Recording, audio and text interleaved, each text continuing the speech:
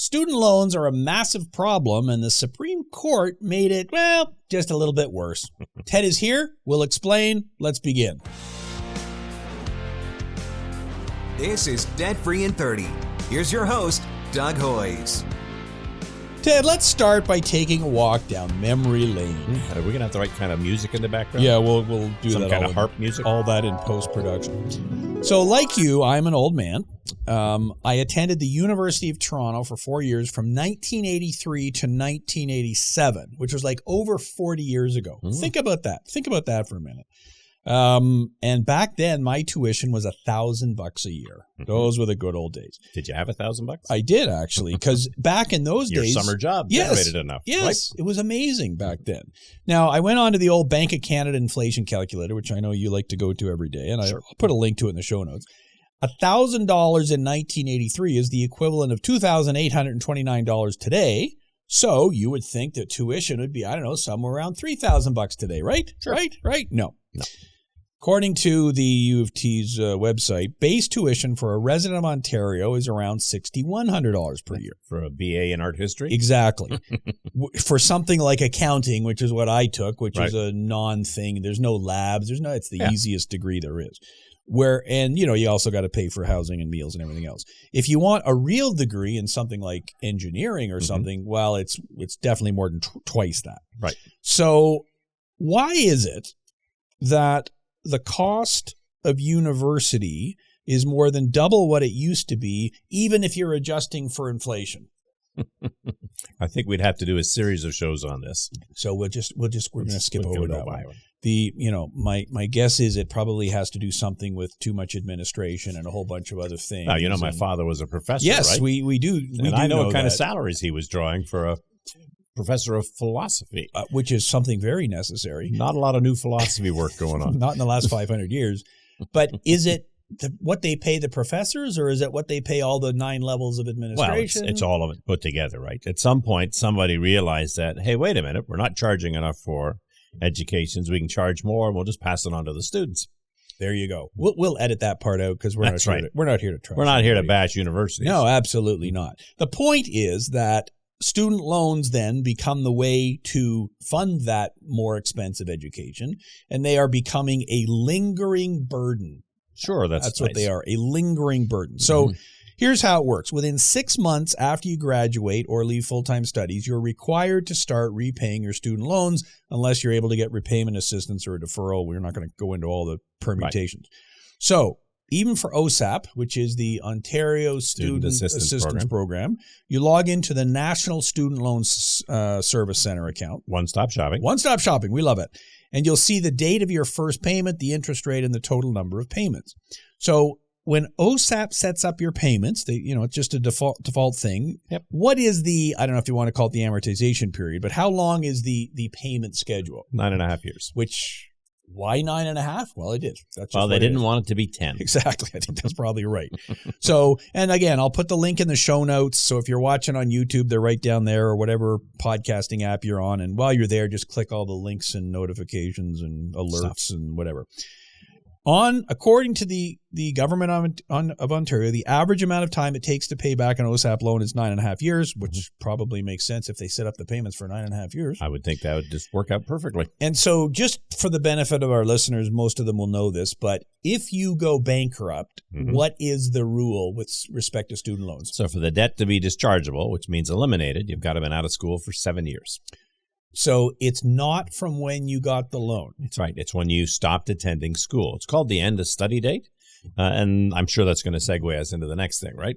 Yes, it will. So, and just for everyone watching, Ted only gets the script 4 seconds before we sit down. So he doesn't know what's coming up. So yes, and we had a podcast earlier this year about our Joe Debtor study. We did. Which you remember. 17% of our male clients and 30% of our female clients have a student loan at the time they file with us, with an average balance of around $17,000, which for many of them is 7 years after graduating. So they still owe that much. They still owe that much. So obviously student loans are a problem. So let's take that as a given that if you've got a student loan, it's probably an issue.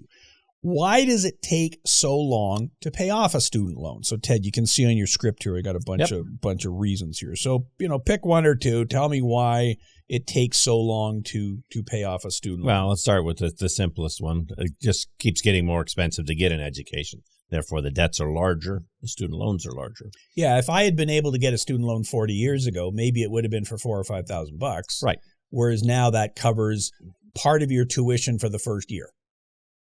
Yeah, part of that tuition for the first semester. Yeah, so it's a lot more. Yep. It's bigger. But the theory is, I go to school, I get a great education, so I graduate and I just pay it off. Right, that's the plan. And yet that's clearly not what's happening if people have a lot of... Exactly, because there's no relationship between the amount of student loans they'll give you versus your salary expectations when you graduate.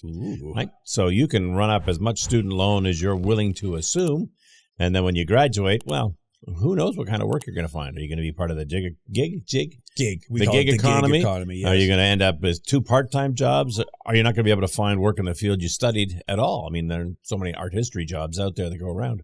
Yeah, and you and I are great at making fun of people for taking a degree in whatever that thing is where there's no jobs in.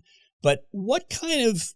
So you've got a kid who's like 16 or 17. 17 years old. You got other kids too, but let's just pick on that one kid for now. Sure. So that kid will presumably be going to post-secondary education at some point in the next year or two or whatever. Right. It is. We have to sign her up by, I think we have to next sign her week. by January, right?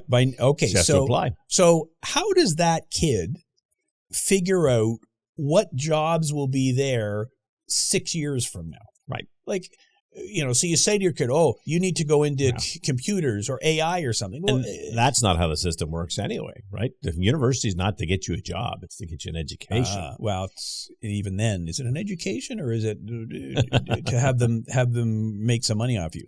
So, okay, so let's just assume your kid is a genius, which I'm sure they are because I've met their mother. Right. And so... But how do I know what 6 years from now is going to look like? So I go into computers so I can do computer stuff, and the computer world changes every 15 minutes, let alone 6 years from now. So the only jobs you and I guarantee will still exist in 5 years are plumber, electrician, personal support workers. Yeah, anything to do with your... But other than that, like, how would you know? Like accounting...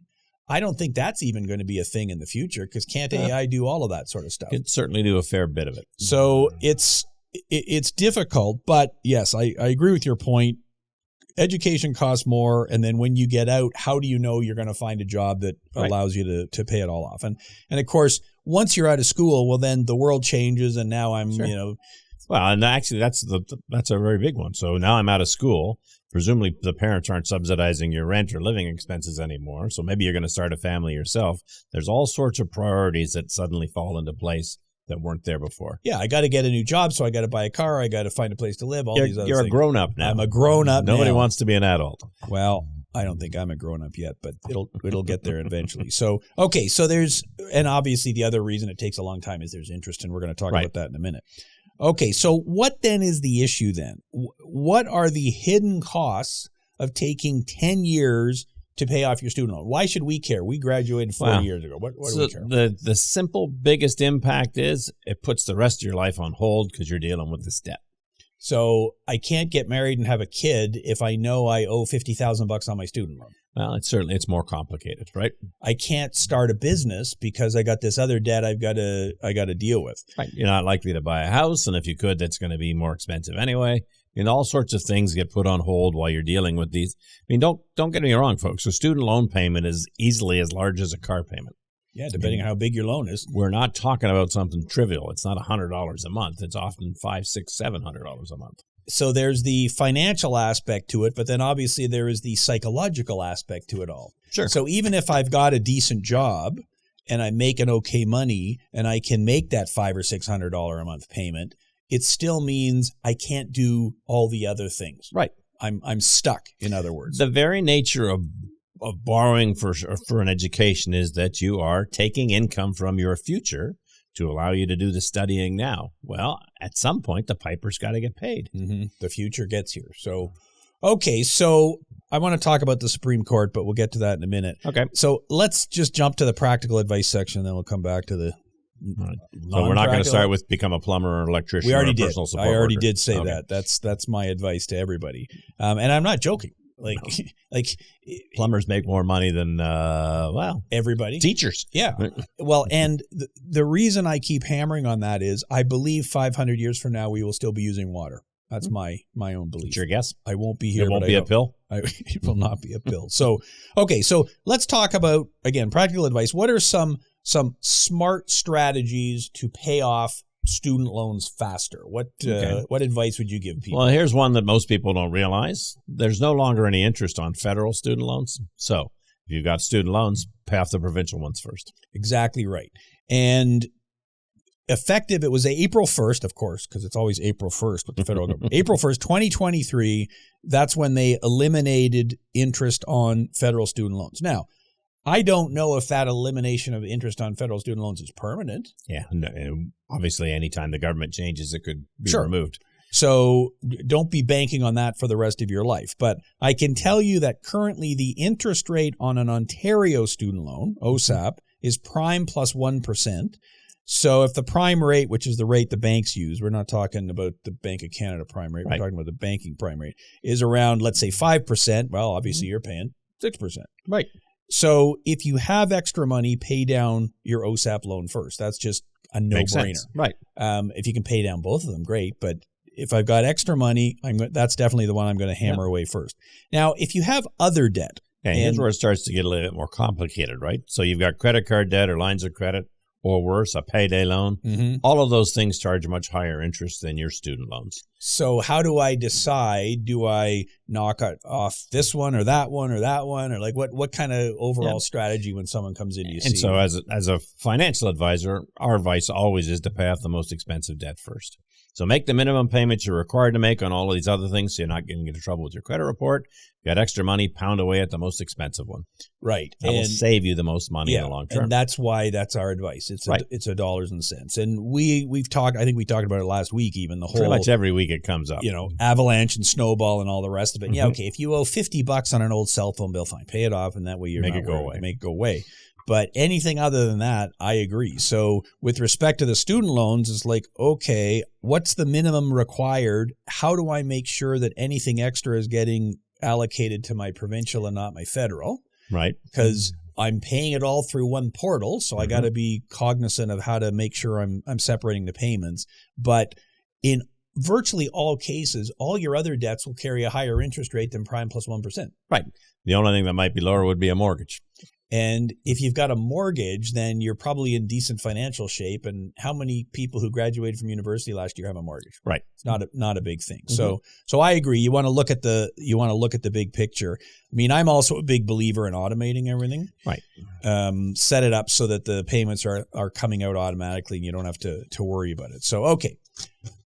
We'll come back to practical advice, but I just wanted to get that in. So I guess this is still practical advice. What if you can't pay your student loans and all of your other debt, which is a pretty common situation because by definition, I'm a recent graduate. I'm not the president of the company yet. I'm not making $1 million. Mm-hmm.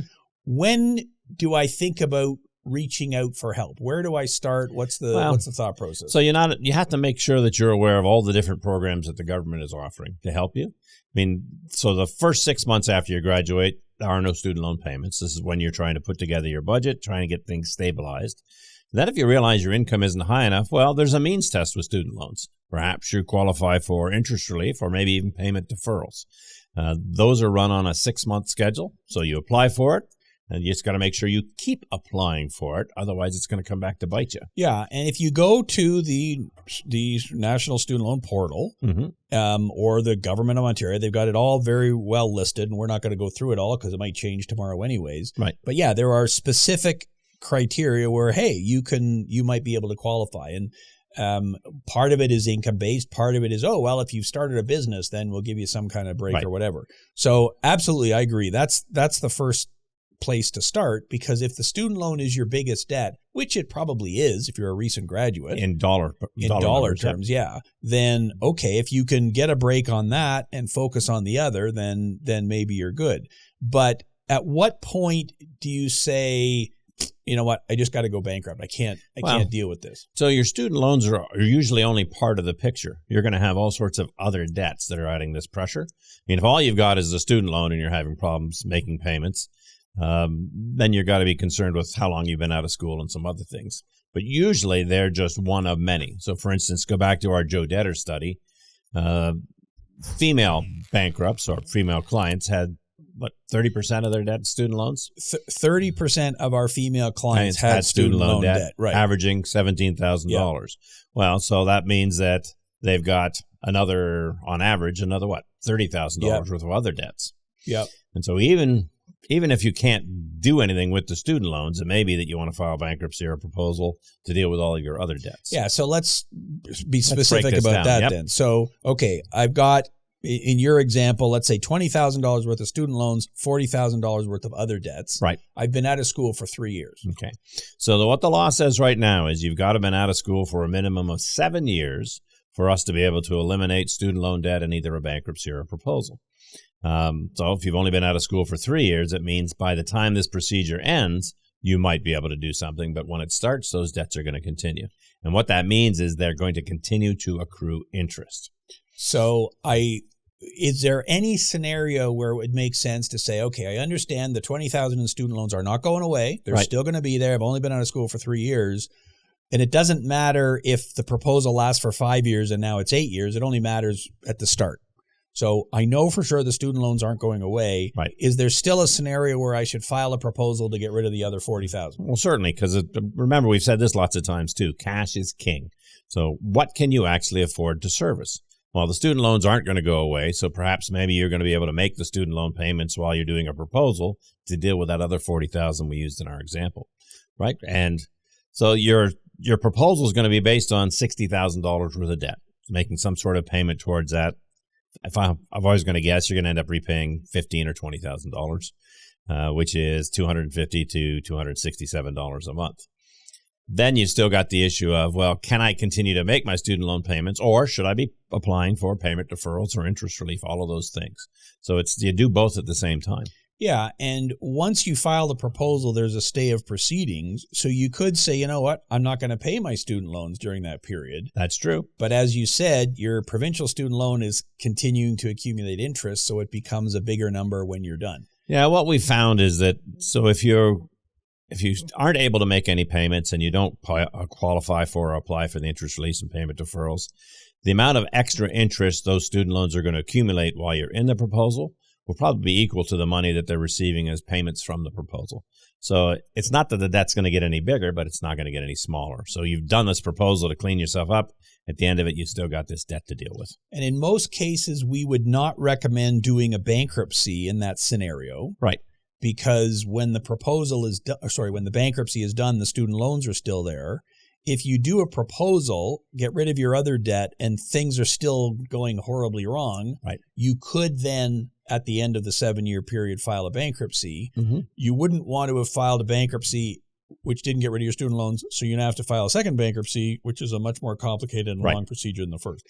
Here's the summary to all this. What you should do is call a licensed insolvency trustee, sit down with us. We'll walk you through all the different permutations. It's easier than trying to figure this out for yourself. Yeah, because every situation is different. So you said the proposal might cost, $200 or $300. Well, it might cost $500. It depends on what your income is, your assets, whatever else. So you really need to walk this through to understand what's happening. Okay, let's talk about the Supreme Court. You've heard of the Supreme Court, right? Certainly, I don't believe I'm eligible. You are not eligible. You're not a lawyer, and you're probably too old anyways. So, as you know, Section 178, Sub 1, Sub G, Sub 2 of the Bankruptcy and Insolvency Act says that government student loans are not dischargeable if the insolvency occurred within 7 years after the date on which the debtor ceased to be a full or part-time student. I think we've already said that 3 times today. Right, we have. So everyone understands the 7-year rule. So what happens if you get a student loan, you graduate, and then you work for 5 years, and then you go back to school again? Right. Do you have 2 different 7-year periods? In other words, is the 7-year period related to each loan? Right. Well, there have been numerous court cases on this over the last number of years in many different provinces. And some of the court cases have said, yes, it's based on that particular loan. Right. And some have said, no, it's based on when you cease to be a student. So it's been appealed and gone up and up and up and up. And it finally got to the Supreme Court. It was argued back in November of 2024. And on April 17th, 2025, in the case of Picat versus Canada, obviously the king, I guess, is what it would be now. And I'll put a link to all this stuff in the show notes if you would like to read the case. So what the Supreme Court said was, it's one date. Right. Whenever you were last registered as a student, that is your end of study date. That's it. That's pretty simple. It's a long decision, but that's what it says. So the Supreme Court of Canada has confirmed that for your student loans to be dischargeable, you must have ceased to be a student for more than 7 years on the date of your insolvency. Doesn't matter when you got the loans, doesn't matter how many loans you've got. What you did with them, we don't care. Did you graduate or not? Doesn't matter. When were you last a student? That's it. So if you graduate, work for 4 years, and then return to school, and you've not yet ceased to be a student, so you must wait 7 years from the last time you were a student. So, okay, now we know what 7 years means. When someone comes in to talk to you and they're going, I'm not really sure when my 7 years is, what do you tell them?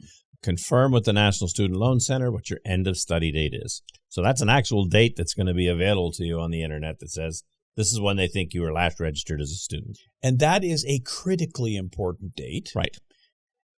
And when someone comes in to meet with either you or me, they'll say, well, yeah, I left I did my exams April 12th. I remember it was the last exam. Right. I don't care. Right. Because maybe the graduation ceremony wasn't held till the fall. And so maybe they kept you as a registered student till September, October, November. Who knows? December 31st. Well, in every case I've ever seen, the end of study date is always the end of the month. Right. It's never the middle. It's never the middle of. Now, maybe there's somebody out there who can contradict me on that, but everyone I've ever seen is the end of the month. So the last day of classes or the last day of exams was April the 12th. April 30th is most likely my end of study date. But I've had lots of cases where, well, my course is finished, but then there was this work period. Right. Not really a co-op period, but a something. So the end of study date wasn't until August the 30th. Or you had outstanding fees and other charges to the university or the college, and they kept you on the books longer for that too. There could be any number of reasons. Well, in fact, when I finished school, I thought, I'm going to be smart. I've graduated, but I'm going to take one more course next year. To buy yourself another 6 months? Well, because then I could use the squash courts and all the fitness facilities and everything. Right. And it was cheaper to pay for that one course. Again, we're talking 40 years ago here, right? Right. Than to actually, join a health club or something. And of course, I never went back after. So it didn't matter. It's kind of stupid. But I'm sure if my transcript, which I assume is written on parchment paper, exists somewhere, that's right. My end of study date will be like a year later or something. Right. So it's critically important. And don't assume anything. You have to log in, get the number, and print it off so you know exactly what you're dealing with. Well, and our follow-up question to that always is, and have you taken any classes since then?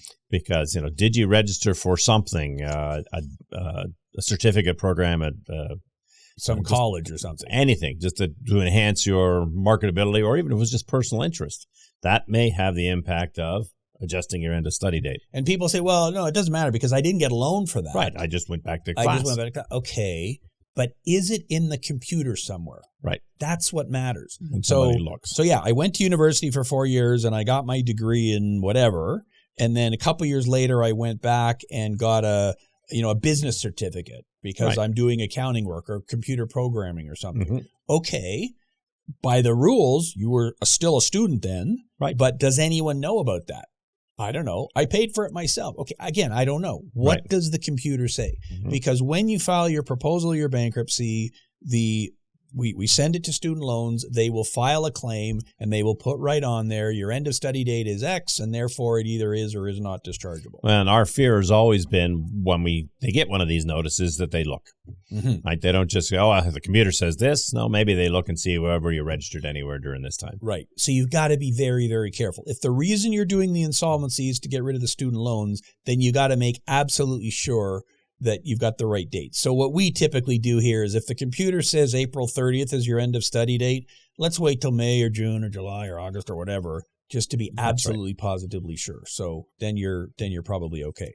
Okay, so let's close with whatever other practical tips you want to throw at the listener as to how to deal with student loans. What general advice would you give? Okay. Well, so before you take the loans, make sure you've got a plan to deal with them somehow. I mean, it's easy when you're a kid and you're in school and that's an environment that everybody seems to enjoy and you're not thinking about the next steps yet. Okay, well, I'll just get another $20,000 and I'll go for another year. At some point, those numbers are going to add up and it gets to be quite the burden post-graduation. So do some math is what you're saying. Well, do some math and make sure whatever it is that you're borrowing, is there a plan in place that I can deal with this in the future somehow? Because if you end up with $20,000 in loans each year, that's $80,000 for a 4-year degree. Right. That's going to put your life on hold. What kind of income do you have to be earning to pay back $80,000? Over 10 years? Well, your payment probably going to be $900 a month. So I've got to find a job making $100,000 a year or whatever, because I still have to pay rent and buy groceries and all the rest of it. But isn't that what every graduate makes? I hope so. When I graduated, I made $20,000 a year, but that again was a few years ago. So I don't know if I make more than that now. I'd have to check my T4 and see. But the point is, have some kind of a plan. Right. I think that's pretty key. Well, and be cognizant of just what this loan is costing you. So there's no interest while you're in school. There's no interest on the federal portion for now. There's interest on the provincial portion, which is always going to be half the debt, and it adds up quickly. I mean, interest is one of those things that it's the cost of using other people's money. So if somebody's using your money, they pay you interest. Every other example, you're using their money, you are paying them interest. Interest means you don't have the money to spend on yourself. Yeah, and you're right. It's very difficult when you're 18 years old to be plotting out, okay, so I'm in school for 4 years and then it's going to take 10 years to pay it off. That's like, more than half my life. Right. In the future. And who the hell knows where you're going to be in 4 years or 10. Yeah, I'll be twice as old then as I am now. Like, how could you possibly envision it? But I think it's very important to actually have some kind of a plan. And maybe the plan is I take a year off and work a bit. Right. To put a couple of bucks in the bank. Now, I understand the problem with that is the best I'm going to get is a minimum wage job because I don't have any kind of work.